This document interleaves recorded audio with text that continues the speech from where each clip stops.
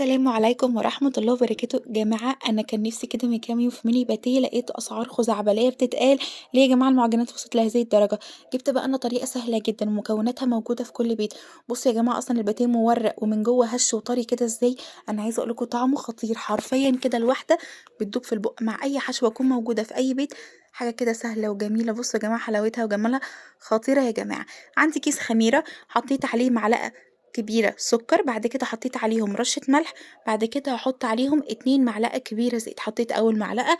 دلوقتي باقوم حاطة المعلقة التانية، بعد كده هاجيب 3/4 كوباية مَيّة، أحط حبة منها كده، بعد كده هاجيب بيضة، أفصل البياض عن الصفار وآخد البيض ونخلي الصفار عشان هنحتاجه في الآخر، هاضرب المكونات دي كده مع بعضها بالراحة، مش عايزاها تتمزج أوي، بس إن هو تختلط، هاقوم نازلة عليهم بقى بالدقيق بتاعي،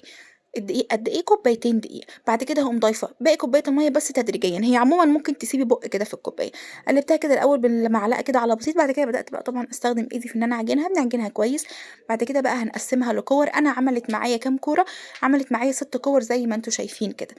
بس كده، هابدأ إن أنا آخد كورة، كورة من دي بقى يا جماعة أفردها، العجينة ما بترتاحش عندي، إحنا بنشتغل بيها على طول، هافردها بقى بس ما تكونش شايفين سمكها لا رقيقة أوي ولا تخينة أوي، هاحطها عندي في طبق، هنعمل إيه بقى يا جماعة، هنعمل الطبقات كلها فوق بعض وده اللي هيساعدني إن هي تبقى مورقة وجميلة، وكمان اللي هيساعدني إنها تبقى مورقة بطريقة رهيبة إن أنا هادهن بين كل طبقة والتانية أي مادة دهنية، زيت، سمنة، زبدة، اللي تحبيه، أنا عمومًا حطيت زبدة، بدأت بقى إن أنا أحط الطبقات على بعضها أهو يا جماعة، وبدأت طبعًا أنا حاولت إن أنا أخليها نفس المقاس. طبعًا أسهل إن إحنا نخلّي الكور كلّها نفس الحجم، زي ما أنتم شايفين كده أهو كنت خلّصت الورقات عندي كلّها، بعد كده لمّا حطيتهم على بعض سِبتهم بس بالضبط 10 دقايق مش أكتر، عشان يرتاحوا كلّهم مع بعض، بعد كده بقى شِلت الفوطة من عليهم وجبتهم كده يا جماعة بُصّوا شِلتهم بُصّوا بقت عاملة إزاي، هابدأ إن أنا بقى أفردهم كويس جدًا زي ما أنتم شايفين كده. بدأت إن أنا أفردها كويس جدًا أهو، وهابدأ إن أنا أساوي أطرافها بحيث إن أنا أقدر ألفّها بشكل كويس، بدأت إن أنا أقطع بقى الأطراف الزوايد واخلّيها إن هي في شكل مربع كبير أو مستطيل، زي ما أنتم شايفين كده، وبدأت إن أنا أجهّز الحشوة بتاعتي، أنا كان عندي جبنة عادي في التلاجة ولانشون بيفي. زي ما أنتم شايفين قطّعت كده اللانشون وجِبت الجبنة، قُلت بقى إيه وقتها كنت طبعًا جهّزتها قبل ما أقطع العجينة، بُصّوا شكل العجينة كده يا جماعة، حطيت بقى الجبنة وحطيت اللانشون، هنلفّها لفتين 3 بس مش أكتر، زي ما أنتم شايفين كده نتحكّم فيها من كل الأجزاء، وهنبدأ إن إحنا نلفّها وخلّوا بالكم إن هي فيها لغوصة مش طبيعية، زي ما شايفين زي ما قُلت لكم 1، 2، تالتة هاقوم قاطعة على طول كده أهوّة، وأقوم لفّاها بس لفّة كده